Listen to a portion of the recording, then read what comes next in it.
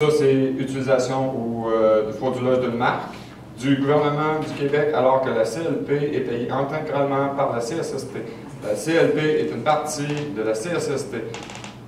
J'utilise, puis je vous l'ai montré sur d'autres lettres qui étaient dans le dossier à Marc Legault. Sur les lettres de la CSST, c'est écrit gouvernement du Québec. C'est pas vrai.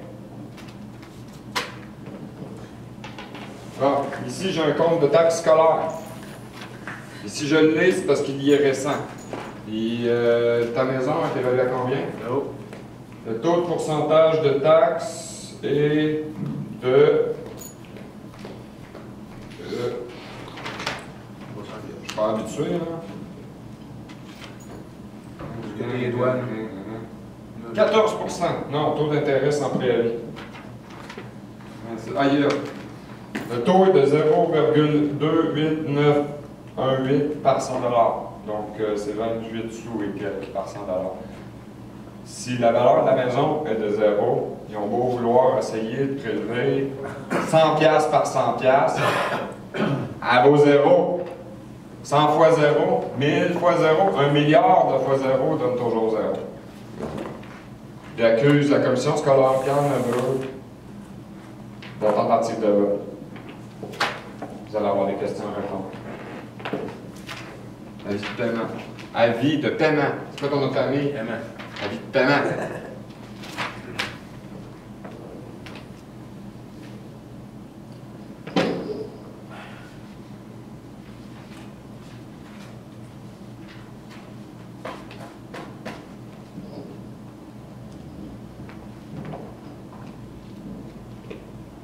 Donc, daté du 6 décembre 2004, j'ai ici rédigé par les consultants en réadaptation du Québec, aucunement à part du gouvernement, compagnie privée.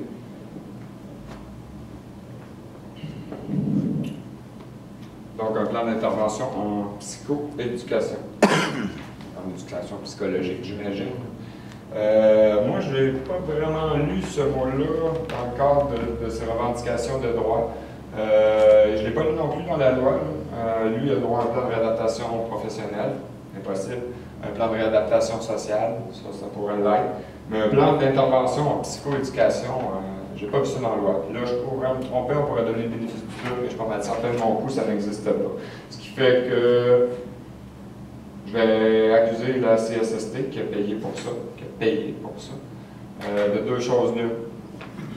Abus, d'une façon ou d'une autre, ou fraude, ou tromperie. Parce que je pense pas qu'il ait droit à ça, je pense pas non plus qu'il ait demandé ce plan-là. Puis je pense surtout pas que même s'il avait le droit et qu'il l'avait demandé, qu'il ait été respecté.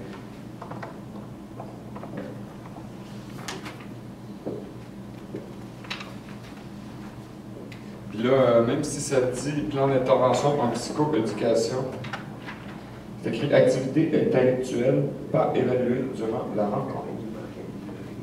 Ça va bien.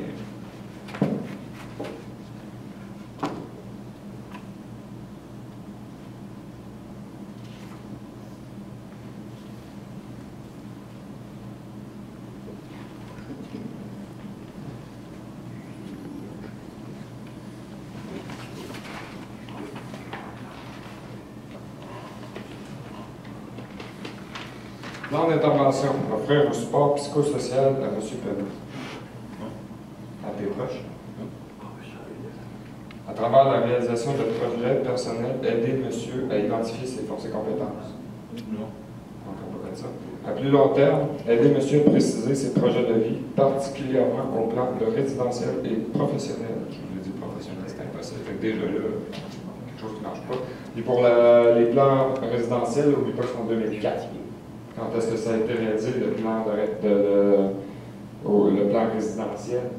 La maison? Oui, quand est-ce que tu as acheté ta première maison? Le 5 ans. Ah, parce que c'était comme 6 ans en retard pour ça, pour aider monsieur.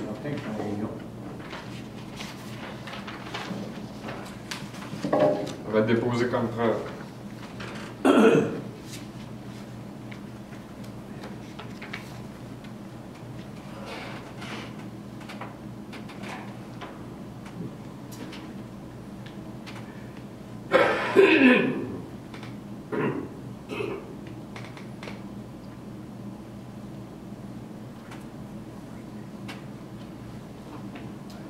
OK. Ici, j'ai une conclusion et recommandation. Là, je sais qu'il va me manquer un petit bout du rapport. Là, il est ici.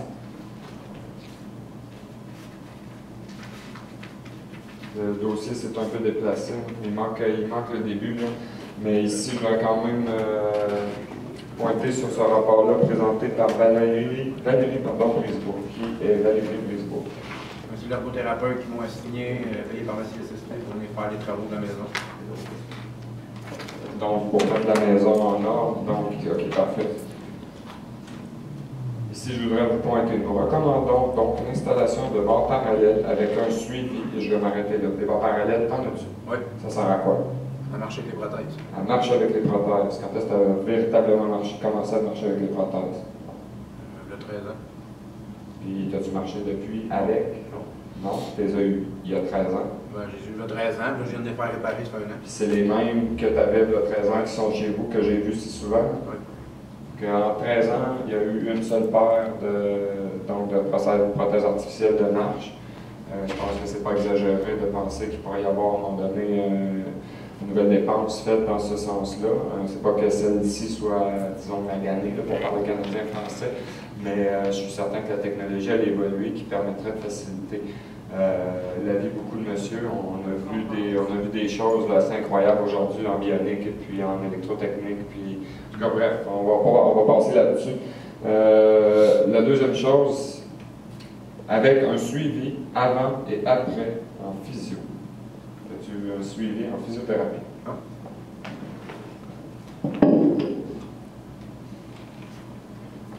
En plus, c'est une compagnie privée. C'est pareil comme si, dans le fond, tu fais un beau voyage dans le sud, tu vois la piscine, la mer. C'est quand tu es à l'hôpital.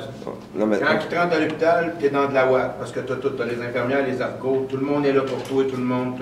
Mais un coup que tu as fini de marcher, on te crise dans le char, va dans chez vous.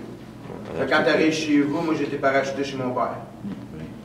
Quand on te pitch chez ton père, aucune adaptation. Là, tu n'es pas tout à fait sûr de marcher encore avec les pattes, tu prends encore les barres parallèles. Mais j'ai jamais rien eu chez mon père. J'ai été des années chez mon père, j'ai été 7 ans. Rien à voir. Je fais, par exemple, je viens dans ta maison. Fait comment si tu veux marcher avec des prothèses quand tu n'as aucun équipement pour. Il ne faut pas se casser les poignets non plus, si tu tombes. Là, parce que... Donc, affilié à l'Université de Montréal, l'Institut de réadaptation déclare le 12 novembre 2003 par Martine Aurore, conseillère en réadaptation de la CSST. C'est bien ça? Oui. Madame Martine Aurore va avoir des sérieuses questions à répondre. Explication des facteurs psychosociaux supportant l'obtention d'un véhicule tout-terrain. Je vous lis ça. Ensuite de ça, on va passer à d'autres choses. On va revenir sur ce qui est indiqué là-dessus un peu plus tard quand je vais arriver dessus. La présente lettre a pour but de clarifier les aspects psychosociaux mentionnés dans la lettre de Mme Annie Martel, ergothérapeute. Actuellement, M. Denis Paiement perçoit l'obtention d'un VTT comme un moyen crucial par sa réadaptation. Sa perception n'est pas sans fondement, comme l'a suggéré Mme Martel. Au-delà de l'aide fonctionnelle offerte par ce moyen de locomotion, nous envisageons aussi les bénéfices significatifs dans la sphère psychosociale. Face à l'amputation, nous observons chez monsieur un trouble d'adaptation avec humeur dépressive et un trouble douloureux associé à des facteurs médicaux et psychologiques. Je vous signale que quand quelqu'un crève, on a un deuil. C'est pas une dépression. Ce n'est pas une dépression. Mais lui, là, non seulement il a crevé, fait qu'il a dû faire son deuil de sa vie à lui, mais de la moitié de son corps. Ceci provoquant un trouble du sommeil et un deuil complexe non amorcé. De plus, les comportements actuels et l'histoire développementale de monsieur laissent entrevoir la possibilité d'un trouble de personnalité sous-jacent, mais non encore objectivé. Autrement dit, ça ne veut rien dire. On pense qu'il est fou, mais on ne peut pas le prouver.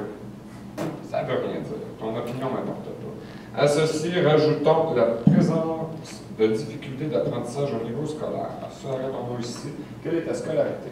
Voilà. Quatrième année. Quatrième année. As-tu d'autres choses que tu as à dire à propos de la scolarité? Non. Ben oui, tu me vois venir. Dis-le, on n'a pas le choix, c'est un facteur déterminant. Tu es capable de lire ça? Non. Non, je ne sais pas lire, je ne sais pas écrire.